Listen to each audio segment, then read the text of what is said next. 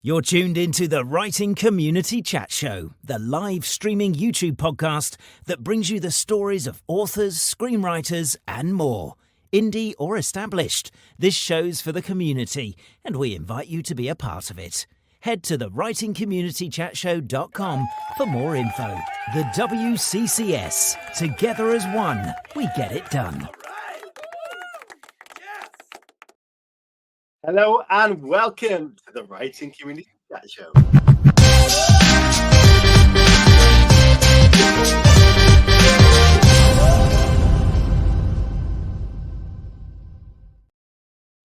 Yes, it's Friday. We have made it back, and what a week it's been. It's brilliant to be back here, and we've got two guests for you lined up today, which is it's a strange thing for us to do, but it's a great thing for us to do as well. I am here with a very fresh-faced Mr. Hooley. How are you doing, Chris? Yeah, I'm good. I'm glad you could be here. Oh, don't you start. Yeah, I nearly postponed. Not postponed the show, didn't turn up the show because the Rugby World Cup is on.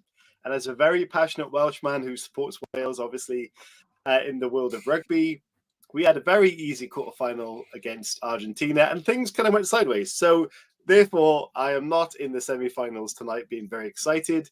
I am on the show, which is my favorite thing to do on a Friday night anyway. Yeah, thanks. Yeah, okay. That was my favorite bit of the week to share that. If anyone hasn't seen it, I shared it on our Twitter account. His little conversation, and it was just, if the World Cup semi-finals happens, I have to be there. And then the next message was like, unbelievable. I was just like, I'm still laughing now. Not impressed, people. Not impressed. Yeah. Basically, it went sideways. But, you know, we are here, which is the important thing. But also in this week, me and Chris had some ideas about how to promote this show, how to bring some income in, because we're still, you know, we're 3.5 years in. We're still at a loss when it comes to financially on the show, which is incredible, despite our amazing Patreon support. We came up with some ideas, Chris. We did. I mean, we have started genuinely looking into OnlyFans. What we'll do on there, we could leave up to the audience because we can't leave that up to the audience. What we said was we'd go on OnlyFans, dress up real smart like, and perhaps, I don't know, read like erotica stories or something of the likes, just to try and get, you know, the stories read by people from us, maybe even dino erotica. That's the thing, right? It is a thing. And, you know, I think this is your excuse to get into writing erotica because you talked about it a lot. And I feel like you've got a burning desire. So maybe we, you know, exclusive on our OnlyFans, read agate erotica. I'm not sure about that. To be honest with you, what I thought was erotica, when I wrote my second novella, there was a scene in there which was quite steamy. But when I've read other people's works, I've realized it's not steamy. You know, people have a lot of different levels of steaminess, and mine was probably like a 4 or 5. So yeah, even Halo Scott's Dark Stories have probably an 8 or a 9 in there. And you're going to have to read one of her books to figure that out. And it's quite disturbing in a good way. Yeah. And I know tonight's guests, they like a bit of the dark life, the dark world as well, which is what we all like on the show, really. Crime fiction is a big thing on the show. And we're going to get a lot of that as well. I was having a conversation with some writer friends that was like, every one of us said, writing just always goes dark. Like, why are people always dying or bad things always happening? But I think it just reflects sometimes some emotions or whatever that you feel, and you get it out in a different way. Joe in the chat, hello to you. He says, it ain't steamy unless it's foggy or until it's foggy. True. Yeah, I don't know. If you guys have ideas about OnlyFans that we could do, please let us know. And no, before you think about it, it doesn't have to be smutty. There are people on there who do not smutty things, who have good followers and have good contributions. So yeah, if it can be writing related, more the better. I think let's have hopefully not too many weird requests coming in. Yeah. But any other news, Chris? How has your week been? Yeah, I mean, I'm glad it's Friday. Really glad it's Friday. I'm happy to be here, obviously. And tonight to have two guests. Whenever we've had two on in the past, it's always been a fun show. So yeah, happy days. Definitely. On that note, there's no real writing news this week, so we're going to skip that section, and we're going to get straight into our guest, and which is exciting. What I love about these two people is that they have met, similar to like we did, Chris, on social media. They met on a Facebook group. They became friends chatting, and we support fully the writing community. And that's what this show is all about. We try and showcase authors to give them a platform. We know how hard it is as authors to promote our own work. And these two people met on Facebook in a group, and they have since actually met up in real life at Harrogate, of all places, which we were there together this year, but we didn't bump into each other. But it just shows the power of what we keep embracing, which is the community. And that's something we love. So it's really good to see that these people have come together over that. And that's how friendships build. That's how writing partners build, and all of that good stuff. So it's really good to see real life friendships coming of the writing community. So that's amazing. With that in mind, let me get the guests on, Chris, and then we can have a good old chat. So today we are truly privileged to have two exceptional guests joining us. These two remarkable individuals have made their mark in the world of literature, each bringing their unique experiences and talents to the table. First, we have Noelle Holten, a renowned award-winning blogger, PR and social media manager, and former senior probation officer. Noelle's background in criminology and her passion for the written word have led her to creation of captivating crime fiction, making her an international Kindle bestseller. She's here to share her insights of her writing journey and her compelling books. Our second guest, Sharon Bairden, leads a fascinating double life. By day, she manages an independent advocacy service championing human rights, which at the moment is an amazing time, not an amazing time, but a very crucial time for human rights. And by night, she's a passionate writer and an active blogger, delving into the mysterious world of crime fiction. With 2 published novels and more in the works, she is a creative force to be reckoned with. So, ladies and gentlemen, please welcome Noelle and Sharon to the show. Hello, everybody. How are you doing? Hello. Noelle and Sharon, thank you so much for being here as a super duo. Noelle, I hope you're doing well. We'll start with you. How are things? Things are good. And I'm going to kind of jump in on your OnlyFans idea and tell you a little story. When I was in probation, it's not about us. no, not that. When I was in probation, and there were like really dark times when we had like really stressful caseloads and stuff, we used to all kind of just sit around and wonder what we could do to get out of work, but still get, enough money, because we made some pretty good money. And then we were doing some searches online, and we found that, prisoners and stuff will pay for panties or socks or other, sometimes just a napkin or a hanky, and they pay extortionate amounts of money. So if you don't want to do OnlyFans, you can send some bits and bobs to prisoners. I'm not sure people want to buy my panties, to be honest with you. We'll give it a go. I really didn't know where that was going, Noelle.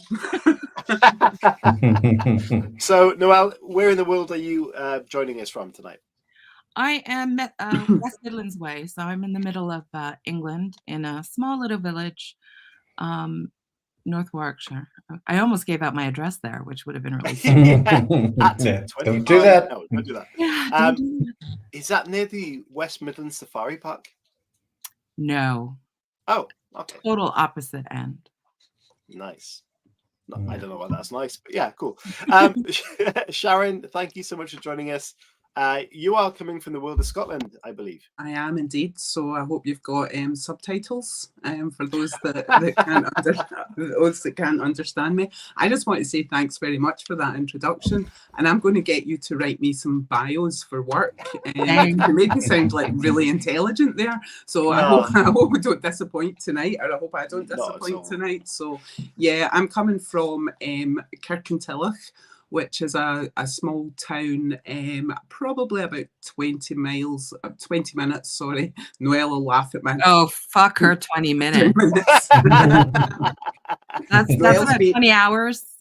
Yeah, Noelle's been at mine a few times now. I always tell her everything's a 5-minute walk. So I'm about 20 minutes outside of Glasgow. Oh, brilliant! Yeah, it's one place I'm dying to get to, and it was planned for next year. So hopefully I can make it. And if I do, we'll have to meet up for a drink. Yes, I'm sure. Definitely. How are you faring with the storm at the moment? Because I hear Scotland is getting absolutely battered by that storm, and hopefully you're okay with that. We're okay. We've just got a yellow warning here. A couple of weeks ago, we had the red warning, so we had a few floods, but it's mostly up northeast, so Aberdeen way, that is hitting really bad. But yeah, it's a bit wild and wet out there, but hey, I'm Scottish. I'm used to it. I lived through Hurricane Bobag. This is nothing. Yeah. Oh my goodness. Yeah, well, you know, that's a typical Scottish summer, I think. Yeah. No, well, we'll see. But thank you so much for both of you joining us. And like I said, we normally have one guest on the show, and we can really concentrate on one person's journey. So what we're going to have to do is try and navigate through that between us. And by all means, what we want to do is have the audience send us in some topics maybe we can talk about as a group, and just kind of have it more of a freestyle kind of show. But one comment from Joe just came in. Not got your big coat out yet, Sharon? God, no. It's only October. Yeah, no heating on yet. Stop I've got the heating on. Absolutely, what? I've got the heating on. Yeah. Oh my God. That's horrible. I'm going to play the first video, which is part one of the show, The Road to Writing, and then we'll get jumping into that story from both of you, hopefully, about how you got into the world of writing and what the inspirations were for you. So right after this, we'll get that story.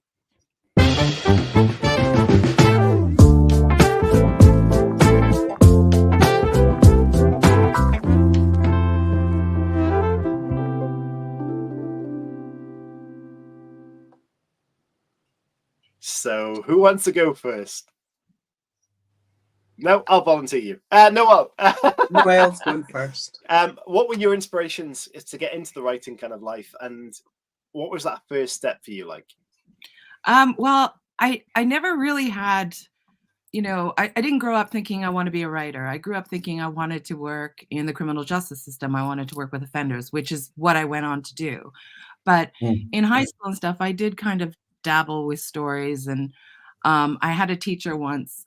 She wanted to put one of my stories forward for a magazine competition, and I was like, "Oh my God, yeah!" But she was worried that I had plagiarized it, so she didn't put it forward, which kind of then smashed all my dreams of carrying on with writing, and I went down the criminal justice road because I was a little pissed off. And then I started blogging in 2015. So I started my blog, Crime Book Junkie, and got to meet some amazing authors. And before this, like, I was in a really abusive relationship, so I didn't do anything. Reading was kind of my escape. I went up into my room. That's what I did. But when I left that relationship and I started the blog, I met Sharon online. I met Sarah Hardy, Claire. I met all these people online, and a few of them were authors, and they were like, "Have you ever thought of writing a book?" And I was like, "No." I mean, I did my dissertation, which I thought was horrendous to write, and it was only 30,000 words. So there was no way I was ever going to be able to write a novel. But Graham Smith and Michael J. Malone run this weekend masterclass called Crime and Publishment. So I saved my pennies and I went to that. And when I went there, I had the prologue to Dead Inside, which I kind of loosely based Dead Inside on my own experiences of domestic violence. It's about a probation officer who works with domestic abusers during the day and then goes home to one. So it was kind of quite similar to what I did. And from that, I wrote the prologue, and I went there thinking, oh, they're going to think it's shit. It's only a couple of £100, so, nothing lost. And I came away the Monday, which was in March, mid-March, And I was so inspired by the people who were there. Like, they had authors there giving master classes on writing characters and setting scenes and stuff like that. So I came away from there really, really inspired, and I wrote the first draft of Dead Inside by mid-May. And then I just put it in a drawer, and I was like, "Huh, I wrote a book, yay." In a drawer it went. And I kinda sat on it for 6 months. I was still in probation at that time. But then I got a job at Bookouture. I was doing kind of evening, freelance work for them, but they offered me a full-time job. So I said, "Fuck off to probation." Joined Bookouture, and I thought, "I'm gonna get my book out. I'm gonna Yeah. edit it." So I did that. Went back to crime and publishment the following year, and, Karen from Arenda Books was every year they have, like, either an author or a, agent on the Sunday who you can pitch to. So Karen was there, and I pitched Dead Inside to her, and she gave me the red card and said, "Send me your book," and I was like, "Holy shit, this could happen."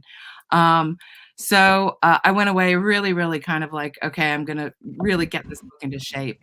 And that year at Harrogate, I had a few people and a lot of vodka, and they pushed me to pitch to, at the time it was Killer Reads, it's now One More Chapter. So I pitched my book to Finn Cotton, who was my editor at the time.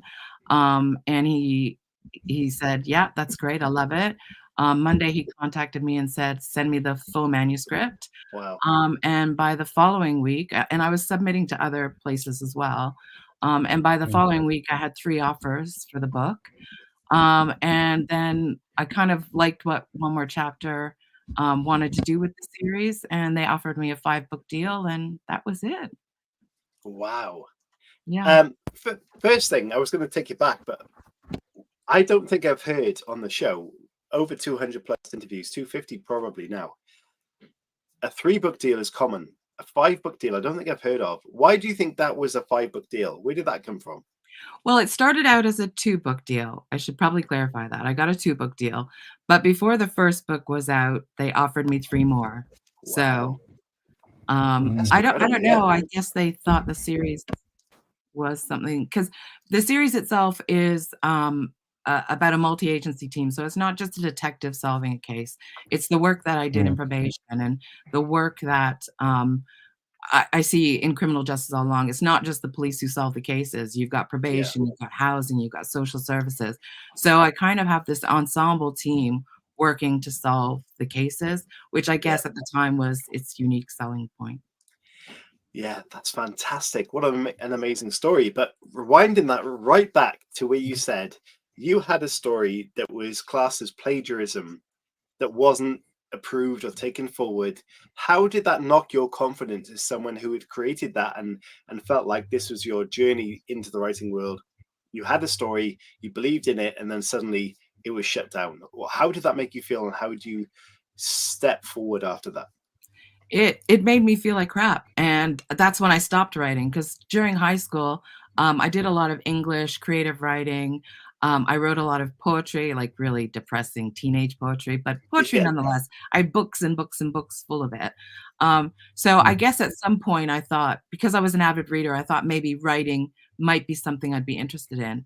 But she literally shot my dreams. After that, I just said, "You know what? If that's what she thinks," a teacher who I had a pretty good relationship with, if she thought I plagiarized it, then what is everybody else gonna think? I mean, when you're young, you value the impressions and the conversation and what the teachers tell you. So you must have really believed what they thought about it, and that was a hard thing to get over, I'm sure. But what also really interests me that as someone who faced domestic abuse, you then went to work with people in the criminal system. Why Mhm. do you feel like you felt that's the journey you wanted to go down? Well, this was before obviously, I wasn't in an abusive relationship when I started working in probation. Okay. I've always had a fascination with crime and criminals.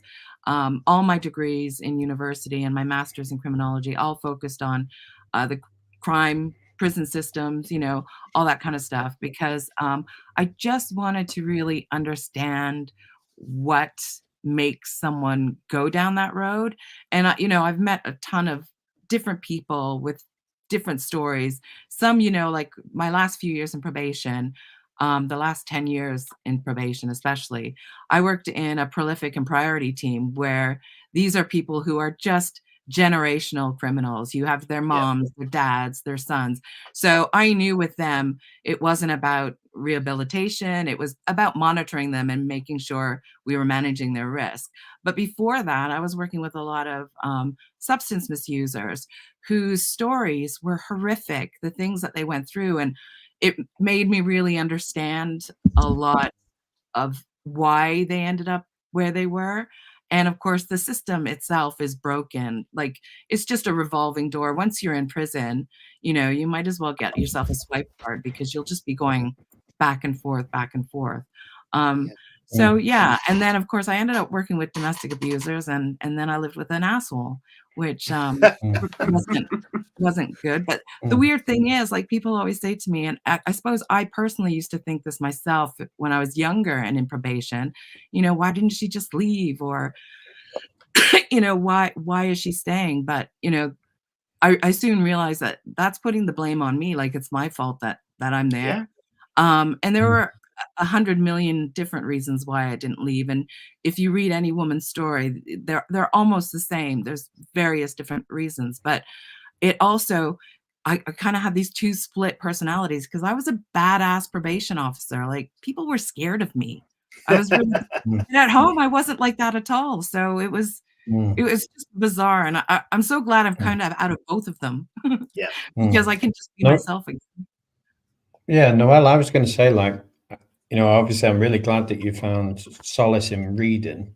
But we have a lot of listeners that watch the show, obviously, for writing advice. And I suppose my question is, what advice would you give to somebody who is writing something that's so close to the bone? Yeah, that's really interesting. I kind of had to rewrite the book a couple of times. I went through a lot of drafts because I realized there were parts where I felt like this is actually too true to life. This is my story, and this is not a memoir. And I had, you know, Sharon was one of my beta readers, and I had a nice little group of people who kind of knew a bit about me already, and helped me kind of pull out the stuff that was more personal and that didn't fit the story, because you can kind of get yourself in a tangent of, it's very cathartic. So it's almost like therapy. But I realized there are stuff that I can't put in. I have to take out because that's way too personal to me. So even though I say Lucy's story itself, there are aspects of it that are very true, and that parts that did happen. It was more the emotion that I tried to get through, and which I think I got through more so than what personally happened to me. Because I think when you're writing a story, especially about domestic abuse, it is not about sharing, you know, the horrific events that came about, but it's the feelings behind it that will make people want to keep reading it, if that makes sense. It certainly does. Fantastic. Sharon, we'll move over to you now and hopefully get your journey as well. What was your step into the writing world and the inspirations for you? Were there anyone in particular as a person? Was there a story in mind that you can think of that was the reason you got into the writing world? How did that come around? I think from a very young age, I always, like a lot of people, I wrote stories. I had little notebooks full of stories, full of poems, very dark. As the older I got, the darker they got. And I was always a voracious reader. But I kind of grew up thinking writing a book wasn't for people like me, because I had this idea that writers lived in big houses on hills, looking out their window, and the words just flowed. There was no thought to it. It was all beautiful, lyrical words just flow. So I thought, nah, writing, that's not for me. I'll just stick to reading the books. And I left school, went to uni. I'm a really nosy person. So when I left school, I did work in the third sector and the voluntary sector for a while, and then decided I wanted to go to uni to do psychology. So that's what I'd done. And I come out back into the third sector, worked as a support worker, and then worked around sort of collective advocacy. And then a job came up where I am just now, 22 years ago, and that's making me feel really old because I've been in my job for 22 years. And I started there as a humble advocacy worker. And advocacy is about working alongside people, making sure that their voice is heard, that they're involved in decisions. And we work with people, anybody from who's been detained under the Mental Health Act, people who are going through the criminal justice system, child protection. So for me, I think the inspiration came not from, I've not ever used anybody that I've worked with for a story. For me, the inspiration comes from broken systems. And Noelle and I have talked a lot, we've talked a lot about the criminal justice system, about why she left probation. And I'll probably not start on it because I could go on for hours, but systems are broken and people fall through the gaps because what we've got is systems that firefight. We don't have systems that are in place to address issues early. So that's my rant over. So that was kind of bubbling away in the back of my mind, I suppose. And then obviously with Facebook, being a reader, joined a few Facebook book groups, met Noelle online. We became known as the Twinnies because we both liked the same books. Obviously we do look and sound absolutely alike, and it's hard to tell us apart. Met Noelle at a Harrogate, and like Noelle, through book blogging, I think I started my blog about maybe 2 years after Noelle's. Got to meet a whole load of authors, readers, other bloggers, and just became totally immersed in this community. For years, I've always thought I was really weird, and I am really weird. But I am, but in a nice way. And I think the writing community, it almost felt, we talk about it all the time, it feels like you found your tribe and you're like, all right, this is where I belong. There's other people like me. So again, a bit like Noelle, people are like, oh, have you ever thought of writing a book? And I'm like, yeah, I've thought about it, but I'm not going to do it. Noelle made me go to Crime and Publishment. Before that, I think the first year I went to Harrogate, I entered the Orion Crime Room first line competition, and it was to win a Linwood Barclay signed typewriter. So I entered the competition and I won it. Yeah. Wow. And Linwood Barclay gave me a copy of his book, and in it he wrote, "Now go write the book." Yeah. And I thought, right, okay, this is a sign. I'm going to do it. I didn't use a typewriter. I used my laptop. And went to Crime and Publishment. I think my first year at Crime and Publishment, I didn't have a prologue. I didn't have anything really. I think I was a bit awestruck, but it gave me the kick and the inspiration to go home and just start writing, and that's what I did. I started writing the book.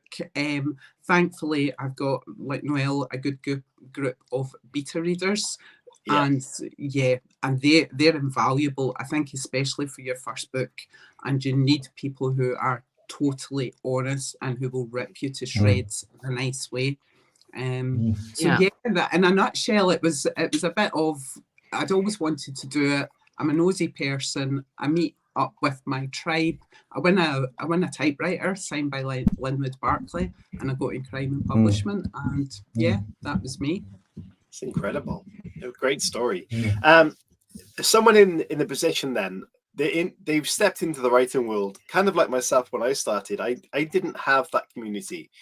And if someone has stepped into that world, and they might be listening to this now, and they've seen that connection you two have, and you talk about the beta readers and the community, what are your tips for getting involved in that, especially in the Facebook world? Because we deal a lot on Twitter, and Facebook is a secondary for us. So what advice have you got for someone who really wants to kind of get involved in that community? I think it's easy to get involved. You just join, but I think what you need to do is not just join and, what is it they call it, pigeon shit, just drop your shit and leave. So just don't go in and promote yourself and talk about yourself all the time. I think you've got to connect with other people. I think the fact that, you know, Noelle and I obviously started out blogging, and, you know, we shouted from the rooftops, and we still do shout from the rooftops about the books that we love. You've got to give something back. You can't just go in and say, hey, I wrote a book, go and buy it. You know, people expect you to build that relationship, and for me, it's about building relationships and getting to know people. And yet, you know, and even if you don't write a book out of it, you're still going to make some really good friends for life. So that would be my tip. I imagine that you can start building that communication and the bond well before you release your first book, and that will give you that support. So it's finding a balance between author brand and personality as well. It's getting that right. And you're right, because the old writers list on Twitter that you see people promoting their books. Me and Chris always said that finding that author brand as a personal kind of level is way more effective than just plugging your books. So I think that's a really valuable kind of approach to it as well. It's just building that community and friendship level with the authors. And obviously, if you make friends with a social media manager, it's really good as well. No, I'm only kidding. But you know, social media is great, but you've got to give. You've got to give a little bit. It's not all about taking. Yeah, definitely. And I think like there's also the whole, people say like, oh, I can't afford to go to the book festivals and stuff like that, which is also a great place to. I mean, I have massive anxiety, and I hate going to things where, you know, even this, like my pits are sweating just, and I'm online, you know. So I get people are nervous and stuff because I suffer from it myself, but you kind of just have to put yourself out there, and you'd be amazed at how welcoming people are to come and have a drink or a chat. And if you can't afford to go to them, there are book groups where you can chat. Like I talked to Sharon for years before we actually met up, and we were friends before that. And what I loved was we were exactly the way we were online in real life. Because you always have that fear, like maybe they're not going to be the same. But our whole little book gang are, you know, we're all just a bunch of weirdos, and it's amazing. And we've been friends and go out and meet up for years now since that. Fantastic. Love it. Yeah, I've got a question for both of you, which I think, again, our listeners will be interested in hearing. Obviously, as two people that have been avid readers and championing people's work, what advice would you give to somebody who was a reader that was looking to step into writing? Or is a reader? I think it's kind of like what we said before, like make those connections, and they don't have to be in person. They can be online. Like I championed so many authors' books that when my debut came out, they were more than happy to share news about my book or offer me advice. Like I got messages. Martina Cole asked for my manuscript. Will Dean held my book out, you know, in a Swedish forest. Like Ian Rankin gave me a quote. Like these are things that I never thought would happen, but it's because I connected with those people online, and I read and loved all their books. And I think if you kind of do that and you make those connections, you then also, like Twitter has a great connection with the publishing world. So I started blogging for Sure, doing blog tours, and that's how I got into publishing, because they saw what I did. They liked the fact that, you know, I could champion books and I was really passionate about it, and they offered me a job. So it's not like, I know people think, oh, these things can't happen, or I don't have any experience in the publishing world. Well, neither did I. I was a probation officer. Like two worlds could not be any different. But it's what you do outside of that. And if you're an avid reader, I don't think you realize the skills that you actually do have. And if you're a regular reviewer as well, which is why, like, I got some advice from a few authors on, you know, what are you looking for in reviews, and what is your publisher looking for in reviews? And they kind of gave me some tips, and that's how I started writing my reviews although they have my own voice, I swear in my reviews. I'm me in my reviews, but I talk about character, I talk about plot, I talk about how a book made me feel. because these are the tips that I got. You kind of just have to, for me anyways, I think you kind of just have to take a step a little bit out of that comfort zone and make those connections, even if they're online at first, because that's where the networking starts. I think as well, leading from that, Noelle, I think, you know, a lot of those connections that you make and the people that you meet teach you such a lot. And although we went to crime and publishment, you know, that might be a cost factor for some people, but there's so many opportunities online to learn from other writers, other people in the business. And I think as a reader wanting to step into that world, other than put the words down on paper, because I think the greatest advice, I think it was Mark Leggett gave me when I was humming and hawing about writing, he says, just get the bloody pen, put it down on paper and start writing, because you can't edit a blank page. And it's true. I think there's a part of it, you just need to start writing. You need to learn the craft from the experts, from the people that are already doing it. And I think once you've written something, we said it there before, it's about beta readers. Don't give it to your mum or your sister who's going to tell you it should be a Netflix series. My mum still wants to phone up STV, that's like Scottish ITV, and tell them to make my books into a programme. I'm like, on you go, fill your boots, mum. Don't think it's going to happen. But give your work to people who give you honest, constructive feedback.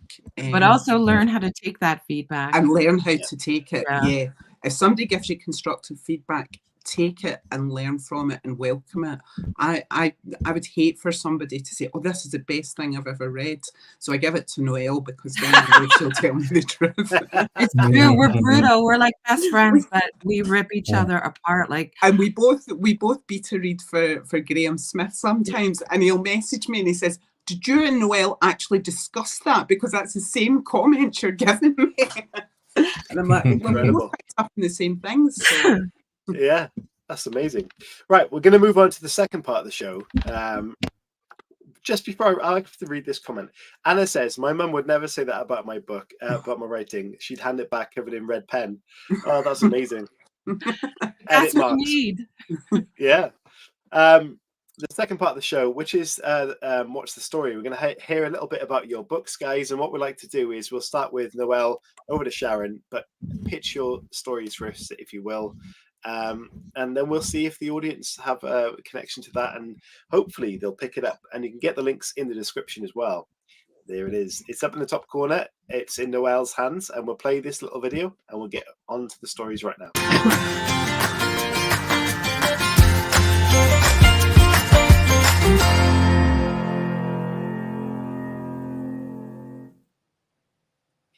So, Noelle, in your best effort pitch-wise, give us the pitch for your story, please. Well, for me, I think my pitch is my tagline. It's one house, 8 killers, and no witnesses. Ooh. You know, 8 killers is very interesting. Yeah. Well, it's a probation hostel, isn't it? So. So, if you pitch it like that, and is that what the blurb is like on the back? No, the blurb on the back is amazing. Like, I don't write my blurb, so that's why I'm saying it's amazing. Okay. But my editor put this together. In a house full of murderers, no one will hear you scream. Ripley House is a probation hostel for high-risk offenders. It's supposed to be a secure unit, but then a resident is killed. Everyone has a secret. Everyone has an agenda. Everyone has a secret, but no one has an alibi. Which is a great concept. There must be a lot of twists and turns in that story, but also what I like to think about when there's a story with a lot of characters in is how you give them all identity. So the question I want to ask on the back of that is, how do you ensure each character has their own identities, but also how do you not confuse the motives, for example, and make the story make sense without confusing it to the reader? Well, let me be a little bit honest. I am the most chaotic writer you will ever come across. I do not write in order. I write whatever's in my head. So it took me a while to figure out who was going to be the killer. And I started out with one killer and then it changed to another. But basically, the story is told from 3 main points of view. So you've got Sloane Armstrong, who is a criminal investigator. She's a journalist. So she she lives locally. So this story is like right up her street. But also she her sister, of course, her sister, when she was a teenager, was murdered by someone who was released on bail. So she has this kind of personal connection to, she didn't want the hostel opening up, and she's determined to find out who did it. So you learn a lot about the people in the hostel through her.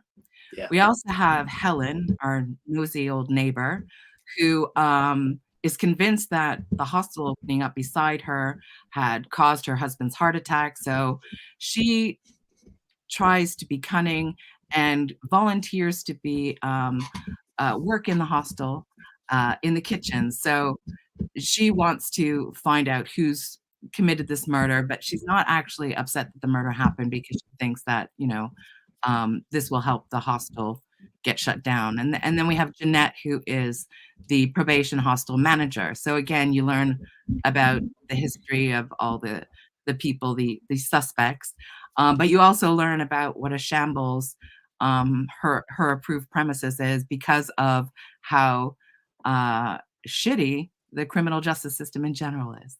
So that's how I did it. Three points of view, and you get a lot of information.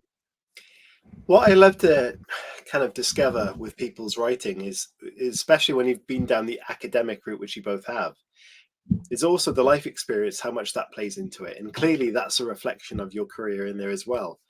But do you feel like one has more value than the other in terms of academic versus life experience? No, I think for me, they kind of went hand in hand. I mean, I love, and I would probably be in university still learning, doing my PhD, because I love learning. But there's also the practical side of it. And as a probation officer, I saw all these theories about what we should be doing, but in practice, they just wouldn't work. So I think they kind of have to go hand in hand, but you need people who know the system to run the system, if that makes sense.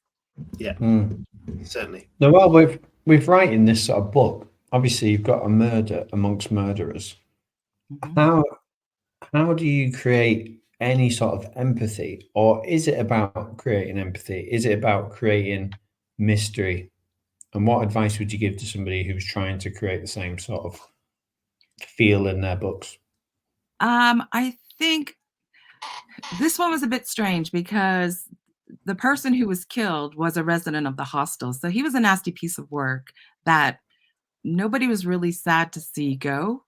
And I think by creating a backstory as obviously the motive, building up the motive behind there, I think when the person who did do it is revealed, I think there's empathy because of what they went through.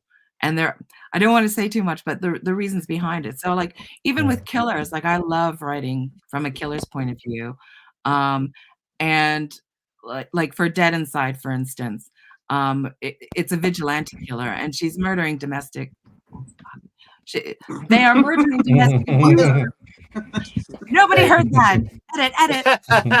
They are murdering domestic abusers, but you don't feel any sorrow for the victim, except for what their family might be going through. But when you learn, the suspects throughout and the reasons why some of these people might have to kill, these people, you kind of go, good on them. Like, why not? Even though it's bad, it's good. Yeah. Brilliant. Sharon, over to you. Give us your best blurb. Let's go. Okay. You Need Me is my second book, and I suppose the tagline there is all she wants is a perfect family. And this is really hard because I think this was 2.5 years ago I wrote this, and obviously I've not read it since. So I'll just read the blurb that the publisher kindly wrote for me.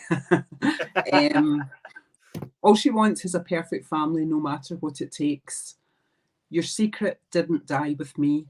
The The mysterious note tucked inside the pages of a recently returned book leaves librarian Morag McLaughlin chilled to the bone. She knows it was meant for her. Someone out there knows her darkest secrets, and they are determined to destroy everything. Torn apart from her own family, she will stop at nothing to create a perfect new one. Why are they all so ungrateful? She's only looking after them, isn't she? So Morag is obviously a librarian, and that kind of came because I always wanted to write a book. I always wanted to write a book in a library, set in a library, just because libraries played a huge part of my childhood. But kind of came about the sort of stereotype librarian that we have, the idea of a librarian. Noelle's read the book, and she's not your normal librarian as Morag. She starts a sort of support group, if you like, within the library, but she kind of cherry picks who she welcomes into that group. And each of the people that come into the group, you can see how the system has let them down. You can see how they've fallen through the gaps. They've all got their own stories, and some not very nice things happen to some of them. And Morag's I'm not giving away any spoilers when I say Morag is behind it, but there's somebody else involved in the story, somebody who's just come to the village, and they know something about Morag, and they have got a connection with Morag that she's not aware of. And a wee bit like what you were talking there about empathy. Morag's not a nice person. She's really not a nice person. She's not a librarian you'd really want to meet. But I don't like nice characters. I like mean, horrible characters, and I really enjoy writing them. And I really like unlikable characters. But I always, the best books I've read with unlikable characters, there's something in their background. There's something, their backstory reveals something. She has redeemable qualities. So even though you despise her and think someone needs to slit her throat, there's also a part of you that, feels a bit sorry for her. Yeah.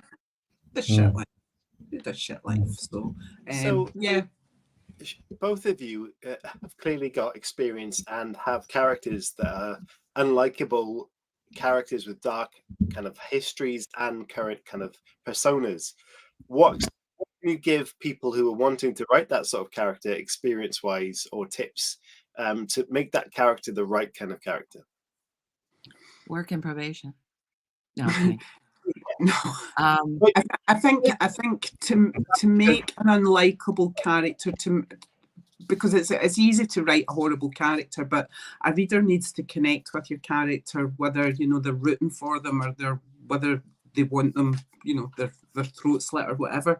A reader needs to connect with them, so you need to give them. There needs to be a redeemable quality in there, because not even the most evil people, I don't think, are all bad. Well, yeah, they probably are all bad inside, but on the outside, I'm sure even Jeffrey Dahmer had his redeemable qualities to his parents. Yeah. Going back to what Noelle said, you said something, but what made me think that is because of where you've worked. Is that because you've seen the side of people that a lot of people might not have seen?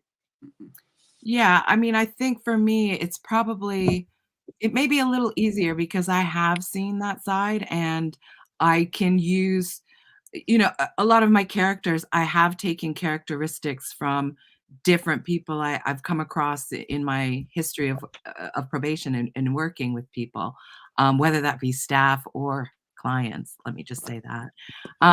And I think it's probably easier, but like Sharon said, I do think that you do have to be careful that, I will tell you a story about Ripley Avenue. My editor said to me, I really can't stand Sloane. You have to make her nicer. And she was one of the main characters. She wasn't even supposed to be awful, but she's like, there's just something about her that's horrible. You have to make her nicer. And I really struggled with that. I struggled with making someone nicer. But I personally didn't feel she was awful at all, because I knew myself the reasons why she was the way she was. And my editor was brilliant. She said, okay, you may know, but now get that on the paper, so it is like, I know I don't kind of plan and stuff, but I do have a notebook where now I kind of write out things to remind myself that just because it's in my head doesn't mean other people are going to understand it when they read it.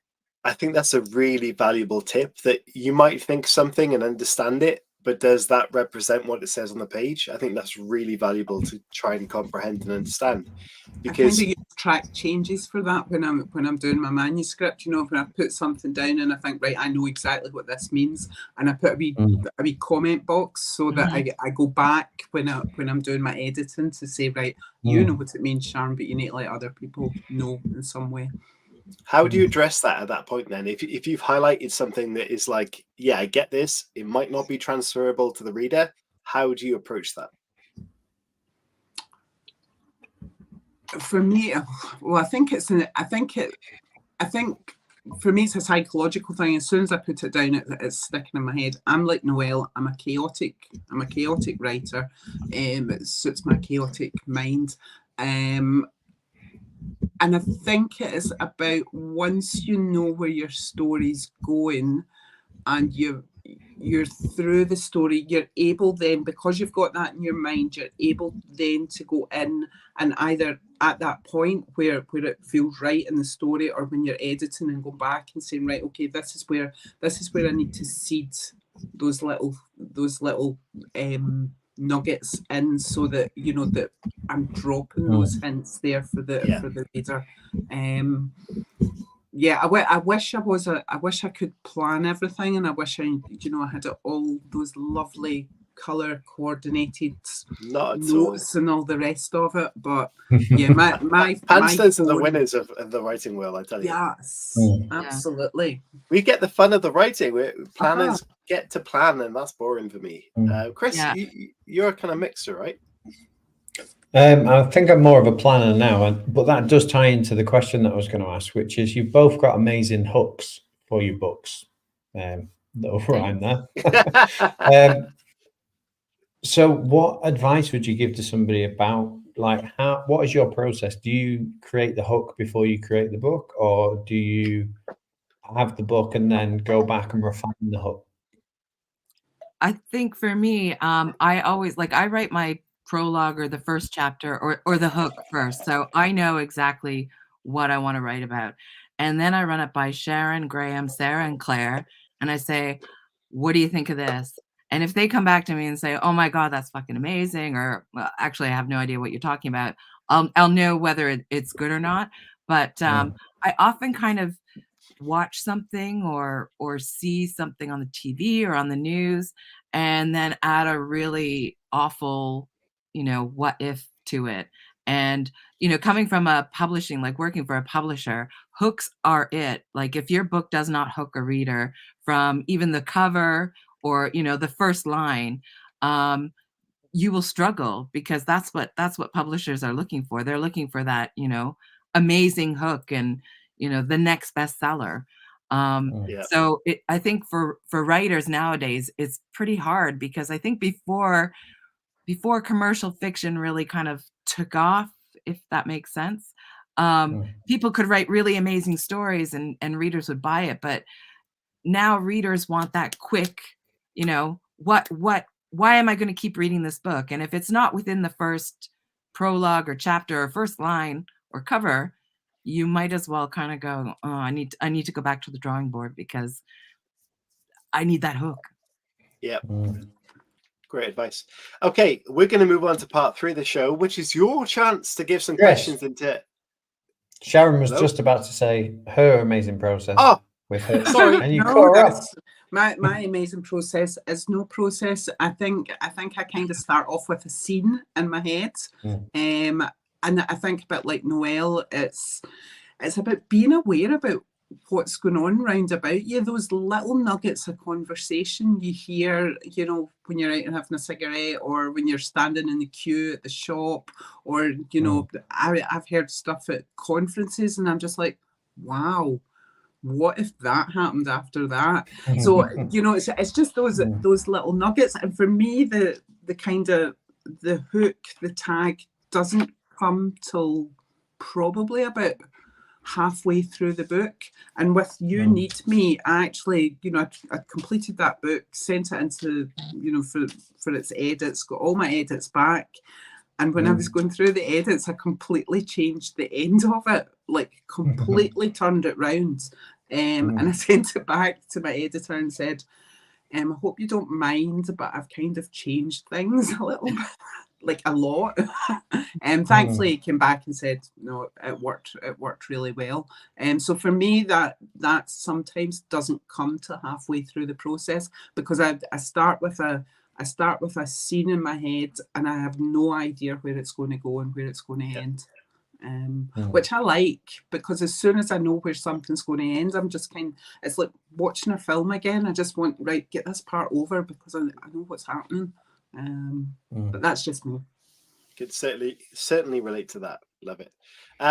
Sorry, Chris, I did interrupt there. Apologies. What we're going to do is we've got a couple of minutes left. So what we want is your questions. So please, if you have questions for Sharon or Noelle or for us in general, please send them through right now. We'll ask a couple of staple questions and then we will get on to your questions. So please do, if you have them, get them in.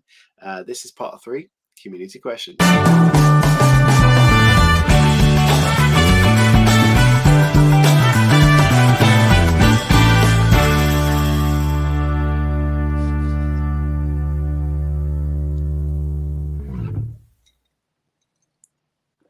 So while these questions are coming in, Chris, can you please give us our first staple question?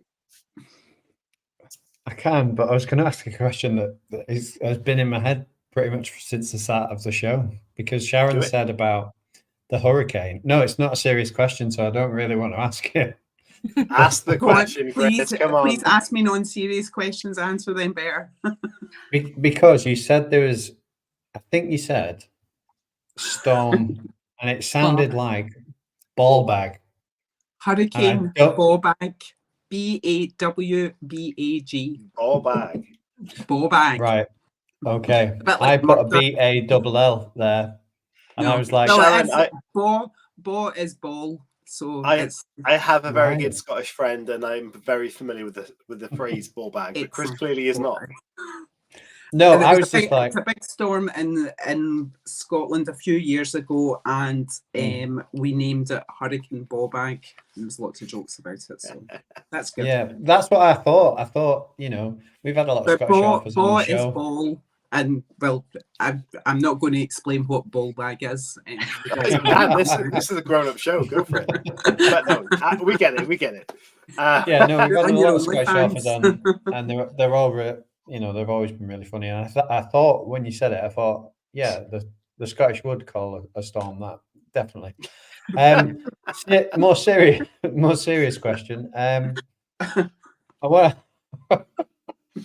to change the sort of order of this, because obviously you both came into the writing world through reading and reviewing other people's books. So my first question is, if you could collaborate with any author, who would you collaborate with and why? Can I cheat? There's probably 2 I'd want to collaborate with. Both write police procedurals. Ian Rankin, because he's just fucking amazing. So I don't even think I have to explain why I'd want to collaborate with him. And I might get on a Sunday Times bestseller list if I did. And also Angie Marsden's, because she was the first kind of police procedural series that when I moved over to the UK that I really got into and loved. I mean, I did love Ian Rankin, but with a strong female character as a lead. And I think D.I. Kim Stone is such a amazing, in your face, screw you type, screw the system. And I think I would love to have her in one of my books, because I think Maggie is exactly the same way. And they'd probably end up in this massive kick-ass fight. And I'm not even sure who I would champion to win. Like, of course, Maggie, because she's my character, but I kind of would like to see Kim Stone kick her ass too. So that's mine. Good answer. Really, I like it. Sharon? I think I would find it really difficult to collaborate. I don't know if anybody could put up my level of chaos, but I think if I was to collaborate one person, and I suppose because she has been my inspiration in terms of sort of psychological thrillers, is Susie Lyons, writes as S.E. Lyons. And I mean, Susie's books just make me weep. They are absolutely outstanding. You guys need to get her on the show. Noelle could possibly help. I've tried. She's a bookitude author, but her books are absolutely fascinating. They speak to me, and I would be honoured to work with Susie Lyons. So yeah, and I would soak up all her knowledge, and I would just like soak all that intelligence out, and then lock her away in a cupboard somewhere, away, so that I could write the books. Yeah. Brilliant, great answers. Okay, we'll carry on with this sequence of Noelle. Then Sharon makes it a little easier to navigate. If you could take a character from the world of fiction, whether that be a TV show, a film, or a book, and put that character into either your own work, or if we mix it up, you can take that character out for the day. Which character are you going to take, and why? Oh, I guess I kind of ruined that. Did I do the characters in the wrong? Did I do the questions in the wrong order? You can do what you want. Were you not listening, Noelle? Come on, I thought I was. Clearly I wasn't. Wake up. That's why I don't drink gin on the fucking weekends. This is what happens to me. You can do whatever you want. So, okay, change Just it up. answer anything. If you're going to take the character out for the day, what fictional character are you taking out for the day, and why? I'd probably like to take Rebus out. I bet he's a right wanker, and get him pissed. And I'd love to see him kick off with someone. I don't know what it is about me and fights. I'm totally against, any sort of aggression in that sense. But I just think he would be a real laugh, and I'd probably learn a lot from him. So I'm going to say Rebus. Nice. I'm going to go with a TV show for this one. I think I'm going to go with Happy Valley, Catherine Kaywood. Nice. Yeah. Oh my goodness. I went to that series late in life, and was lucky enough to be able to binge watch everything till the last series. What a compelling character. What she just drew out every single emotion. I don't think I've ever watched anything that I've been so engrossed in, and I probably couldn't watch anything for a long time. So I would want to take her out. And I always thought, I don't write police procedurals, but I always thought if I wrote a police procedural, I would want it to be Happy Valley meets Taggart. Yeah, I would kind of want a Scottish version of Catherine. Murder. Nice. Murder. I'm not going to do it. Anyway. No, don't. Back to you, Chris. Yeah, so the next sort of staple question that we have is, if you could change the ending to any fictional story, what would you change the ending to, and why? I would change the whole last series of Game of Thrones. Ooh. Because I was so angry with how they did that. I'm like, I don't want to give anything away, but I just it's been out long enough. I just thought they just rushed through that whole thing without explaining, Daenerys. I mean, we got obviously some understanding of Daenerys, her madness and stuff, but Jon Snow and what he did to her, I was like, fuck off. This guy loves her. Like, I don't care. He's not going to do that, or at least let her get in there and maybe cut him up a bit too. Like, it just, I'm still so angry about it. Can you tell? Like, but wasn't that down to like not at all. a script or something? Pardon? Wasn't that down to like a leaked script? Yeah, there was something behind it, but oh, have I frozen? Yeah, but we can still hear you. It's okay. I look like I'm contemplating something very serious. So You look intelligent. Yeah, winter is coming. Yes. When it freezes. Let's all do Noelle's face and do the same thing. But you're all frozen to me now, so you are all doing that face. I'm going to cry from laughing. But yeah, I mean, the whole series for me, I just thought that last series was just ruined. So Yeah, I mean, sure. You I look would like change you it. have been frozen from the north. Anyway, Sharon, that question over to you. Right, I'm going to completely cop out in this one, guys, because I'm just thinking about books. I wouldn't actually change anybody's ending. I just think it's their story to tell, and no matter what emotion it's provoked in me, I think they've kind of done their job if they've provoked emotion. And I don't think I read that much that I don't. If I start reading a book and I think I'm not going to enjoy it, I never really get to the end anyway. So I have read a few books and I thought, oh, that was strange. But then the more I think about it, I'm like, no, they've provoked that emotion in me. So no, I'm sorry, total cop out, I know, but no. Boo. Boo. Boo from the frozen one. I'm like making all these faces now. Oh, you're back, Can't kind see of. you. For the people on the podcast who listen back to this, Noelle has got a frozen face, and it's quite funny when she talks. We got some questions and topics from the audience, so we'll start with those. Halo says, writing topic, neuroplasticity. Sorry. Any comments on that? What the fuck is that? That's what I thought. Yeah. It's too hard No for me. ideas? Something to do with brains? Is that something is not being on the spectrum? Is it? No.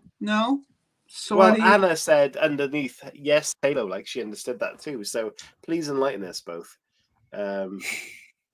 Jessica says, ha ha ha ha, probably the question and the frozen face. This may be a crime mind that I've got, but when I looked across and saw that, for some reason I saw necrophilia the first time round, and I thought that would be right. I'm not discussing that. Great topic for two crime authors. Well, we are past the 9 o'clock watershed, so. Oh, don't worry about that. Sarah Hardy, thank you for your question. What's been the highlight of your writing career so far? You go first, Noelle, in case you freeze again. Okay. The highlight of my career was standing on stage with Ian Rankin and Nicola Sturgeon and reading the prologue to Dead Inside in Stirling to a sold-out audience at St. Albert's Hall or Albert's Hall. Or whatever it's called. Yeah, I will never forget that. I even got a bookmark made.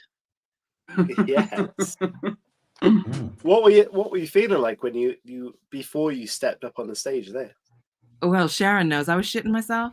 I was so nervous and scared and like, and I'll tell you a little secret. When the other times I've read the prologue to Dead Inside, I end up crying because it hits me really hard. So all the way onto the stage, I was like, please don't cry, please don't cry, please don't cry. And I didn't, but I thought, oh my God, if I start blubbering now, I'm just going to make an ass out of myself. So yeah. Amazing achievement. Well done. That's amazing. Sharon, what about you? I think for me, when I started this journey, my dream was to appear at Bloody Scotland, because Bloody Scotland's Crime Writing Festival in Stirling in Scotland, the one Noelle was just talking about, for those that don't know, and to have a book launch in Waterstones.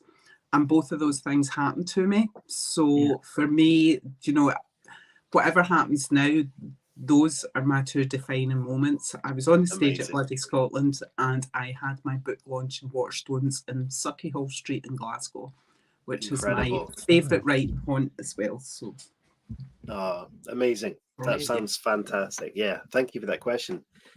Halo followed up on what we asked earlier. The ability of the brain to form and recognize synaptic connections, especially in response to learning or experience or following injury. I would need more time to consider that one, I think. Yeah, we'll get back to you on that one, Halo. Thank you. Yeah. I would like. I do like Halo's other question, though. Yeah, Halo just put one in there that says, what was the last book you read that gave you an oh shit moment? Oh, I could tell you. All of Us Are Broken by Fiona Cummings. Oh my God. Yeah, absolutely. That's the book I'm of the year. I can't even speak about it because every chapter I just thought she can't do anything more. And then she did. And I was like, oh, holy fuck. That has got to be the book of the year. Yeah. All of Us Are Broken. Wow. If you haven't read it, all through Harrogate, I was telling everybody. And I even made an ass out of myself by going up to Fiona Cummings going, oh my God, I loved your book. I loved your book. And she was just looking at me like, who the fuck is this weirdo? Every time I see Fiona Cummings, I think I just go, oh, she's booked on the show. She can tell that story to us, so she's booked in. So we will get her story at some point. Excellent. It's a great book. Yes. Yeah, we. I did get to, because obviously I was interviewing for the Pan Malintent, but that was the one interview that wasn't an interview. She did her own speech, which was amazing. She got completely emotional at the end. It was a fantastic thing to watch. Yeah, brilliant. I first seen her at I Write in Glasgow, and I think it was her debut novel, and she just struck me then, and I've kind of sort of followed her in a non-sort of stalkish way, but maybe in a stalkish way. Do you mean she struck you across the head and said, "Get away from me, weirdo"? Hello, you weirdo. So yeah, she is a phenomenal writer, and she's a really nice person as well. There's a lot of oh shit, oh my God moments in that book. It will break you. And the final question, because we're like a good 10 minutes over, from Joe Singleton. Thank you, Joe. How do you deal with the change from being a solitary writer, which a lot of people are for long periods, to then having to stand up in front of an audience at festivals, etc., and having to tell them about your books? Jen? Yeah. I really do dread panels and stuff. Like, as a writer, of course, I want to do them because I want people to find out about my books. But I get nervous as hell. And I think you kind of just have to remember that you're there because you wrote a book and people want to know about it. So I guess, for me, I just have this, like, I guess, false confidence that, and I think the more I say it and the more I talk about it, one day I might believe it. So. Yeah, I think I'm the same. It fills me with absolute dread. My old boss used to say to me, I asked you to go and do a presentation. I asked you to speak at this conference and you refused point blank. He says, I turn on Facebook and there you are with a microphone stuck in front of your face. And I'm like, yeah, but that's different. It's books. And I think like that, your stomach churns. My stomach's been churning all day thinking about doing this tonight. But there's just something about being with other people that actually get it, that once you start doing it, it doesn't feel, it's different. It's hard if you don't like putting yourself out there, but once you start doing it, it's okay because you're with good people, you're with your tribe, and I think nobody's thrown eggs at me yet. I think that's the key, is that when the question was about writing festivals, people are there for books, stories, and writing. They are there for that audience. You have your audience in front of you. So whether you're talking about your writing process or how you delivered your book or how you spoke to engage with a fan, they're interested in all of that stuff. So you're not trying to preach to someone who is not interested in that subject. You have your capture audience right in front of you. So that's what makes it really engaging. And like everyone talks about earlier, with the community coming together, it's all of those people. So it's really the place where writers should be able to come out of their shells, and that's where it happens.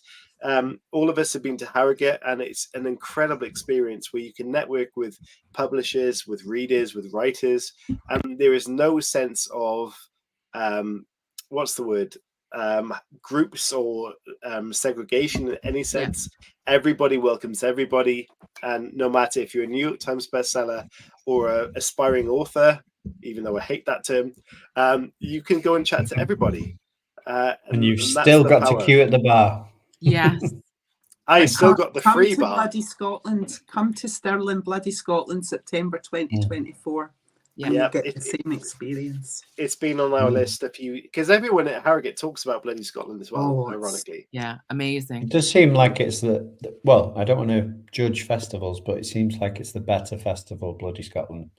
They play football matches beforehand. There's lots of pub crawls and all sorts of stuff. And not at all. There's no alcohol, no drinking. We're not all going in bed for 9 o'clock for a cup of tea. There's no Scottish person who has ever said that before in life. Said no Scottish person ever. Brilliant. Chris, finish us off with the final question, please. Yeah, so this is really... No, I'm not going to ask the morbid question. I'm not going to bring the tone down. I'm going to ask the question that has become a staple of season 12, which is... You're already dead and buried. Not morbid. This is not the morbid. Not morbid. Okay. No, not morbid. Dead and buried, and because of the wonders of the internet, you get to send a message to the person that is about to inherit your work. What would you like to say to them? Pay your taxes. I'd say fill your boots and good luck if you find a half-finished manuscript of mine, because you've got a lot of work ahead of you. But no, I think I would just like to tell them to make the story their own. Obviously, if I pop my clogs tonight, Noelle's going to finish off my story my book that I'm nearly done. So perfect in that sense. What would you tell Noelle to do with your characters and story? Make it a bloody bestseller so my kids have got some sort of inheritance, will you? I'll do my best, Sharon. I'd J.K. Rowling twist it. Put a girl wizard in or something. Yeah. No, I think you would just need to Ian Rankin obviously done it with McIlvanney, with Willie McIlvanney's book. So I think it can be done. I think it'd be a hard job. But then I'm not Willie McIlvanney. Nobody's going to take on my book when I die. So it's a bit of a shameless plug, but if you two have not seen our Ian Rankin show, please go back and have a watch. I've seen it. It's so funny. It's hilarious. Did you want to send a gift to somebody when you were asking them to send a gift? It's so good, isn't it? It's hilarious. Anyway, and the final question. Either of you, both of you, please tell this the answer to this. Where can people find out more about you? Where can they buy your books and support you? I'm all over social media. I've got an account on every social media site going. So if you just type in Noelle Holten, you can probably find me somewhere. But you can also find me on my blog, Crime Book Junkie, which I also have a Facebook page for, or my Amazon author page by typing in Noelle Holten. And you can get my books anywhere. Amazing. Yeah, same here. Bit of a social media tar on every platform that there is out there. Just put in Sharon Bairden, and my books are in Amazon and available in some Waterstone stores. So yeah, that's where I am. Perfect. And I'm not telling you where my address is, where you can find me. But, and we didn't even get to talk about pineapple and pizza. I'm so annoyed. Thank We you. can do that quickly. Yay or nay? Yay! Yay! Yay! Yay! All of us, yay, except for Huli. Unlucky, son. I don't like pineapple and pizza. No, Noelle's on you don't? No. Yeah, there we go. That's disgusting. Right, we're swapping you around there. Oh, brilliant. Guys, thank you so much. Thank you. Considering the technical difficulties we had with Sharon before we came on, we had a very successful interview. Brilliant. Thanks so much. You have been both fantastic, and I love the fact that you two came together over the community, the writing community that we love so much. And please, if someone's out there that wants to get into writing, started writing, and they're not part of a community yet and they're quite isolated, reach out to us, please do. You will not regret it. And thank you for everyone that tuned in tonight that have not been here before. Jessica, thank you so much. Sarah, thank you as well. And I think it was Joe Singleton as well. Thank you so much. It means the world to us. Have a great weekend. Look after yourselves, and we'll see you next week for another show. Anything else from you, Mr. Huli? No, just the Halloween show. Obviously, we are in the process of trying to get a team for the Halloween show. So we'll have a WCCS team and we'll have a Halloween sort of special team. And yeah, it'll be all fun and games, and come and join us for a drink or two and a few laughs. Absolutely. That's already on the YouTube channel, Prepared Shows. Go and look at that. Hit the subscribe button, hit the like button. And if you're interested in submitting teams for our panel shows, anything like that, just get in touch and you can do so. So from all of us tonight, it is a thank you and it's a goodbye. Have a fantastic, amazing week. And we'll see you all next time. Bye-bye, guys. Thanks.